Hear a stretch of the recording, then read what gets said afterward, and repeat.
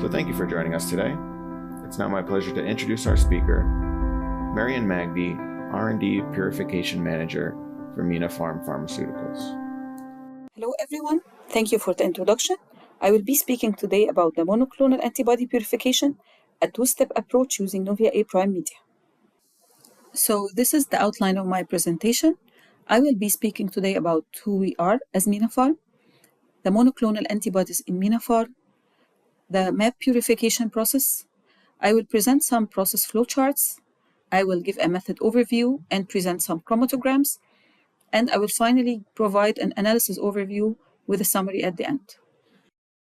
So I will start first with an introduction to MENA Pharm. MENA Pharm is a pharmaceutical and a biopharmaceutical company that was established in the 1950s. We develop, manufacture, and commercialize small molecules, bioengineered proteins, and viral vectors. We are the largest biotech company as well as the first and only end-to-end biopharma manufacturer in the MEA region. We develop, license advanced technologies in the protein production, vaccines, and CGT for large pharma. We have our headquarters in Cairo and in Berlin. We have 7 facilities and over 1,700 full-time employees from Egypt and Berlin. So this is the MENA Pharm group structure. MENA Pharm has 3 subsidiaries. The first one is Mygantra Egypt, and this is the first and only biotech process R&D department in Africa and Middle East. We are composed of Egyptian and German scientists with 25 years of track record in local GMP-compliant end-to-end manufacturing. The second subsidiary is ProBiogen, and this is the world-renowned CDMO with 20 years of experience in biopharmaceutical cell development, clinical manufacturing, analytics of complex therapeutic proteins, and viral vectors. Our third subsidiary is Mygantra Germany, and this is positioned to serve Africa and the Middle East, fusing the scientific manufacturing, then the commercial expertise of its parent companies towards the end-to-end development and commercialization of high-quality, affordable biological medicines. So moving now to the monoclonal antibodies in MENA Pharm. So as you all know, monoclonal antibodies now form the majority share of the product pipeline of major biopharmaceutical companies.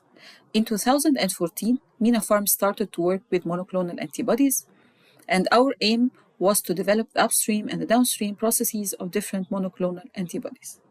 Currently, we have finalized the development of the upstream and the downstream processes of 4 monoclonal antibodies.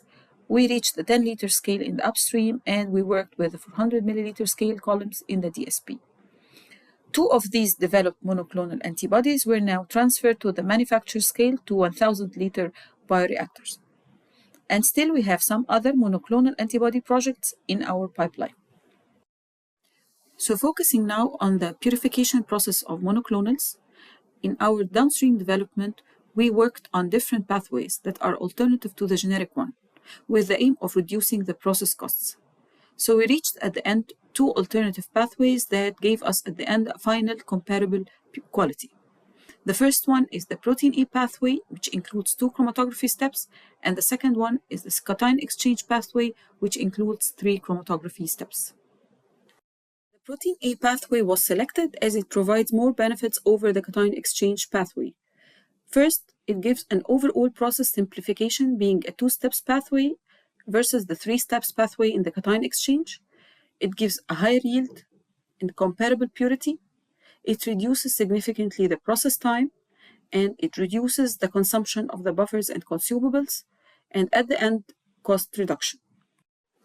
So in this slide, I'm comparing between the protein E pathway and the cation exchange pathway for a 1,000-liter downstream batch. I'm doing this comparison for the costs, the process time, and the process yield.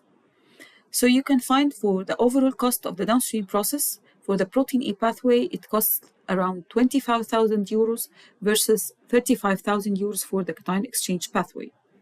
As for the process time, the protein E pathway takes 15 hours, while the cation exchange takes like 29 hours.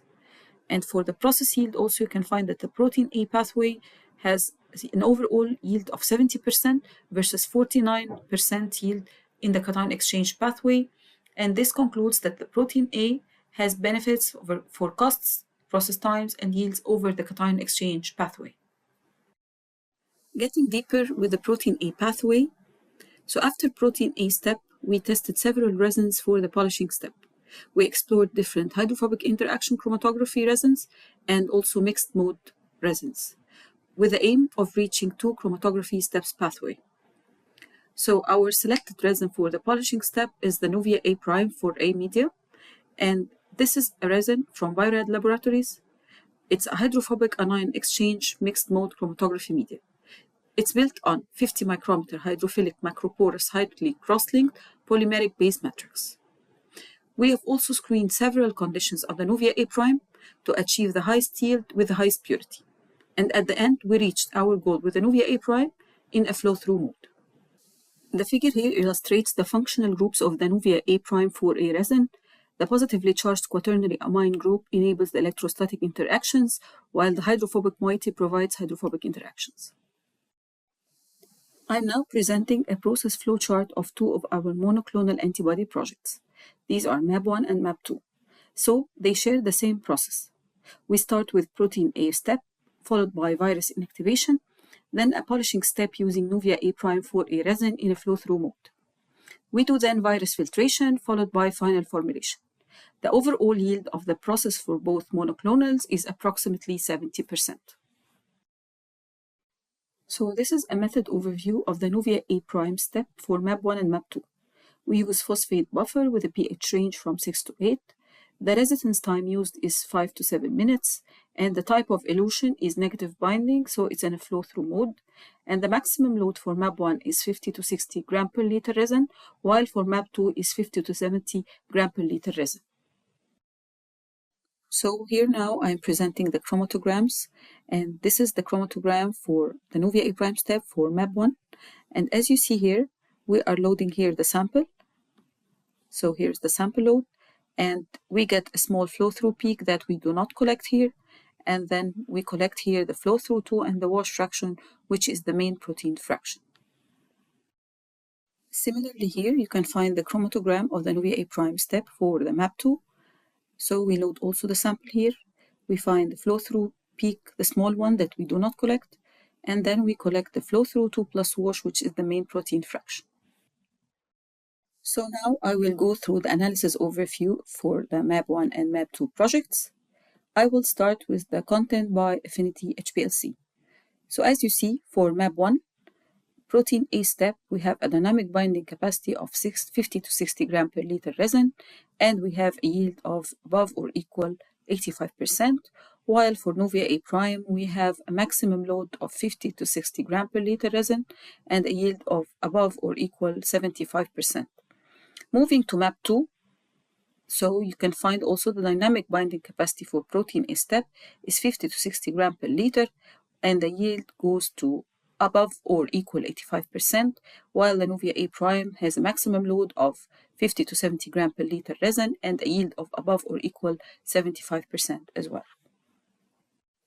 Coming to the purity by size exclusion HPLC, you can find here for MAB1, the protein A fraction after virus inactivation gives purity of 97.9%, while the aggregates give 2.1%. Then we move to the Novia A Prime step, we find that the purity rises to 99.5% and the aggregates drop to 0.5%.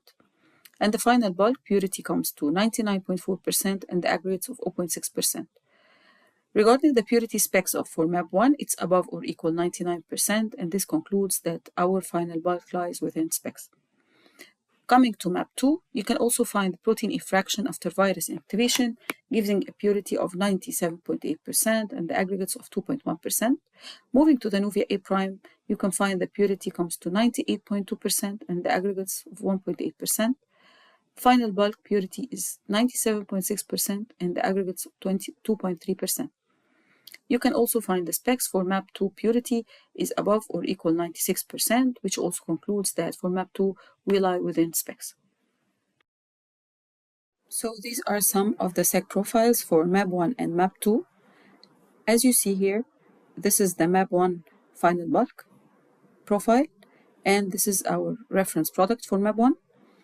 And this is MAB2 final bulk, and this is MAB2 reference product. So coming now to the SDS page, as you see, this is the SDS page for MAB1. I'm presenting here the whole pathway on the SDS, but I will now focus on specific lanes. So in lane 2, you will find the load of the protein A. In lane 3, this is the protein A main fraction. And then in lane 7, you find the Novia A prime flow through, which is the main fraction of the Novia A prime step.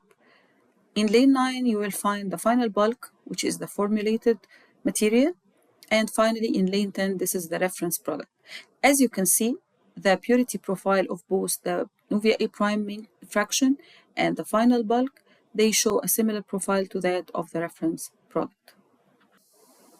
As for map 2, also the SDS page, here I am presenting the whole pathway on the SDS. So you can find also in lane 2 the protein A load, in lane 3 the protein A main fraction. In lane 7 you will find the Novia A prime flow through, which is the main fraction of the Novia A prime step. In lane 9 the final bulk, and in lane 10 the reference product. As you can see here, the purity profile of both the Novia A prime flow through and the final bulk, they have a comparable purity to that of our reference product. Regarding the host cell protein and host cell DNA, so this was done for the final bulks of both MAB1 and MAB2. And as you see, for the host cell protein, you can find for MAB1, it's 4.1 part per million, and for MAB2, it's 4 part per million. And the limit here is below 100 part per million, so we lie within specs. For the host cell DNA, for MAB1 and MAB2, we are below the limit of quantification for both, which also indicates that we are within limits for host cell DNA as well. So for the virus clearance, it was tested for MAB1. The study for MAB2 is still pending, but regarding the Novia A prime step for MAB1, it achieves approximate 5.5 log reduction factor for the MVM virus. So to conclude, why we are using Novia A prime for A media? Being a mixed mode resin, it exhibits multiple binding interaction and thus giving better resolution. It improves the protein quality by offering unique selectivity and facilitates the separation of closely related proteins and contaminants. It achieves a two-step purification process for monoclonal antibodies and thus reducing the costs and process time. And at the end, it helps to improve the process efficiency in the industrial scale mAb drug manufacturing. Being a flow-through mode step, it provides high product recovery. This is due to the minimized loss in the incomplete elution. It also reduces the process time, which allows higher productivity and lower costs. It facilitates the process upscale, and it acquires the benefit of a simplified process. Thank you for attending the webinar, and I would be happy now to answer any questions. Okay, great. And as a reminder to our audience, you can go ahead and type in your questions for Marian now. So our first question is, how did HCP and HCDNA values compare to the three-step purification? Thanks for the question. So the host cell protein and host cell DNA obtained from the two-step purification process were comparable to those from the traditional three-step purification process. And this demonstrates the simplified approach maintained a similar impurity clearance without compromising the product quality. And our next question is, how is your company benefiting from the sustainability aspect of the 3 to 2 step reduction? So that's a good question. By reducing the purification process from 3 steps to 2, we are achieving sustainability on multiple levels. First, it directly lowers the amount of buffer and water required, which means less chemical preparation, less storage space, and less waste generation. Second, the shorter process time reduces the energy consumption, since the equipment runs for fewer hours, and require less cleaning and sanitization. Third, fewer disposables are used, which lowers the plastic waste and the overall environmental footprint. From a business perspective, these sustainability improvements translate into tangible benefits. So we lower the operating costs, we have faster turnaround times, and more streamlined process. And what analytical tools or methods do you use for testing HCDNA? For host cell DNA testing, we used quantitative PCR. This is the gold standard method. It's highly specific to host cell sequences and can detect DNA down to very low levels. All right, well, it looks like we are running just a bit short on time, so if you don't get to your questions, we'll be passing them along to Marian, who can follow up with you directly. So please go ahead and continue to type in any questions you have, and we'll get those passed along.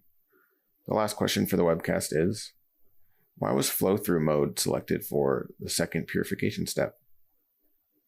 During the process development, we screened different pH and conductivity conditions to map product and impurity behavior. The data showed that at the selected pH range, the product remained largely unbound to the resin, ensuring high recovery, while impurities such as host cell DNA, host cell protein, and aggregates were efficiently retained. This balance of strong impurity clearance with minimal product loss is what led us to select the flow-through mode under these conditions. It also provides a robust and scalable step for the overall purification process. Okay, well, thank you so much, Marianne, and thank you to our audience for joining us. The recorded version of this webcast will be available for on-demand viewing on our website, and as a registered attendee, you'll receive a follow-up email providing you with the direct link.